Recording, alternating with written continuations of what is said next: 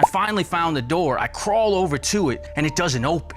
You're asking this court to award you $150,000. I pull up as usual, and I notice there's no one there. As I'm going into the cooler, I slip on some cardboard right on the inside of the door. I do this twist, and I hear this just gut-wrenching snap.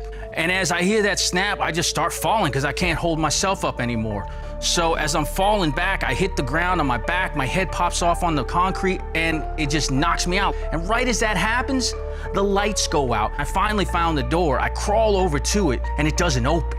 So you were locked in this refrigerator? For 5 hours, Your Honor. But he's not supposed to be in the refrigerator by himself. The door would have solved this whole problem if it had been working, and that's something that you had total control of. And because of that, I'm going to award you $150,000.